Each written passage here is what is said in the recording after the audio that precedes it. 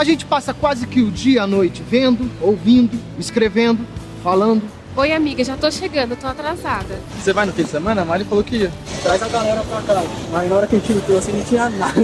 Para que uma mensagem chegue a uma, algumas ou milhares de pessoas, nós usamos uma linguagem verbal, escrita ou falada, ou até mesmo a linguagem não verbal. E nesse grupo estão alguns sons, símbolos, imagens. Tudo isso faz parte da nossa vida, mesmo que a gente às vezes nem se dê conta.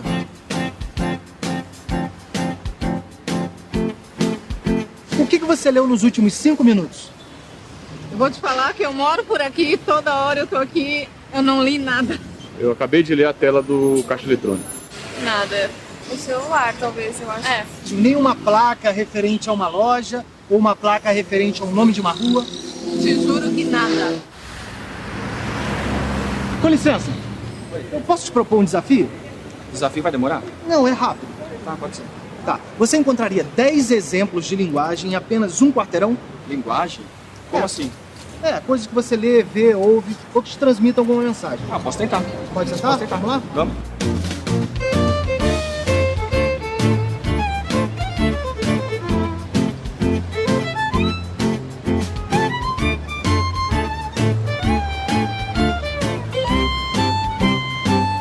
E aí?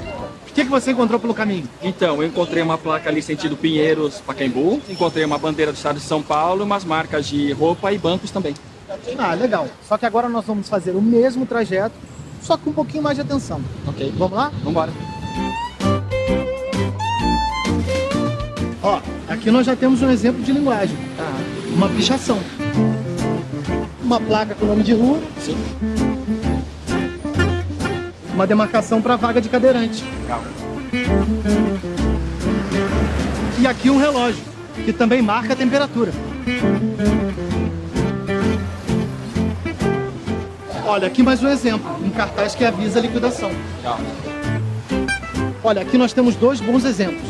O aviso da faixa exclusiva e o próprio letreiro do ônibus. Aqui nós já temos mais um exemplo, sinal de trânsito, que indica se a gente pode ou não atravessar a rua. 50 quilômetros, o limite permitido da via. Mais uma, né? Mais um. Pronto.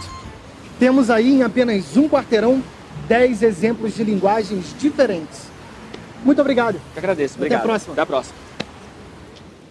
Quando a gente fala em linguagem verbal e não verbal, a gente abre a possibilidade para uma quantidade muito grande de signos. A gente pode falar nos signos sonoros, quando a gente está pensando, por exemplo, na música, ou mesmo nos ruídos que povoam o nosso cotidiano, principalmente nos espaços urbanos. Mas a gente pode também estar falando das imagens mais fixas, a fotografia, o desenho, um quadro, uma pintura sobre tela. Mas também a gente pode falar da imagem em movimento, o vídeo, o cinema, da palavra na sua dimensão sonora e escrita. Quer dizer, a gente vive mergulhado nos signos de toda a natureza. As linguagens verbal, gestual, visual e sonora podem ser mescladas. Os grafites, por exemplo, são um tipo de linguagem estampada no ambiente urbano. Alguns são só desenhos, enquanto outros usam também palavras. A linguagem verbal se caracteriza pelo uso da palavra, falada ou escrita. E a maneira como essas palavras são usadas é que caracterizam os diferentes gêneros textuais. Os gêneros são aqueles textos que nós reconhecemos como textos familiares, que a gente pode dizer, recebi um e-mail, recebi uma carta, eu li uma notícia no jornal, eu escrevi uma mensagem no SMS para a pessoa. Eu uso os textos e as pessoas reconhecem que tipo de texto é aquilo e para que ele serve. Para identificar os gêneros textuais é preciso saber, antes de mais nada, quem escreve, para quem escreve e o que escreve. E nem precisamos ir muito longe para fazer essa pesquisa. Basta navegar na internet. Tem notícias, horóscopo. Opa, vou aproveitar para ver as previsões do meu signo. Não tenha medo de conversar com um garoto. Na escola, nada será conseguido sem esforço. Dedique-se. Mas espera aí. Essa previsão não serve para mim. Eu não sou uma garota e nem estou mais na escola. É que esse horóscopo está numa página de revistas para jovens.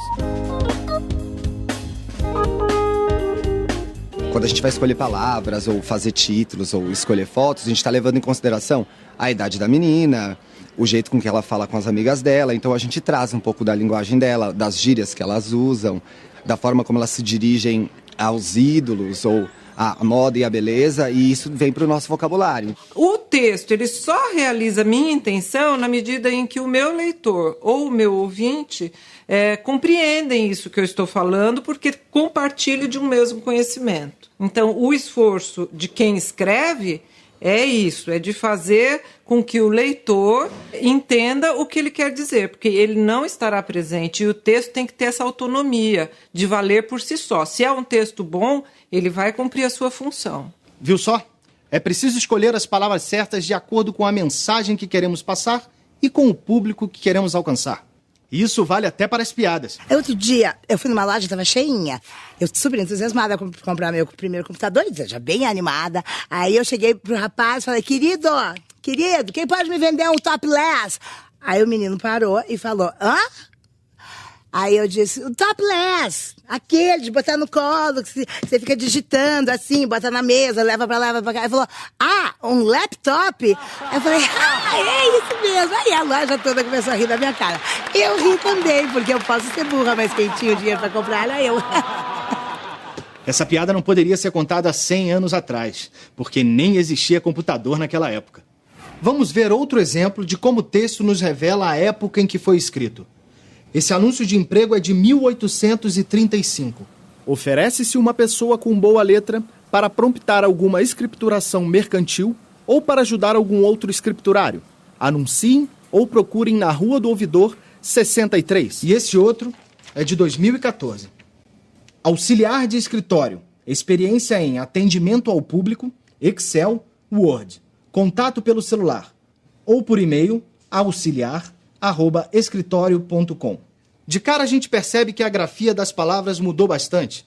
A gente não escreve mais uma com H e também não colocamos mais o P antes do T. Ter boa letra não é mais tão importante quanto o domínio da informática. Há 160 anos o endereço de casa era o nosso único contato. Enquanto hoje quase todo mundo tem telefone fixo, telefone celular, e-mail. Ou seja, mudou bastante.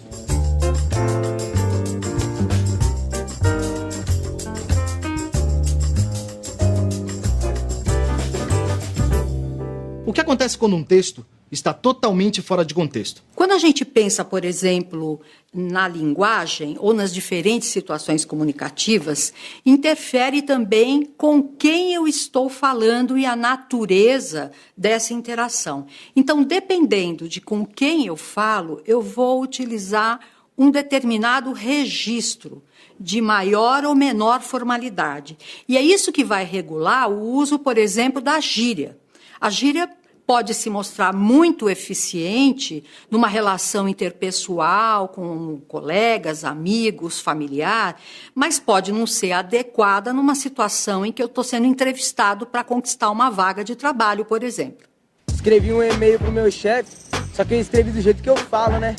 Aí já mandei o e aí, velho, é nós na fita. Aí ele pegou, já ficou bravão, me chamou na sala dele, falou que ele era jovem, que ele escrevia muito melhor do que eu. Na hora, foi mal.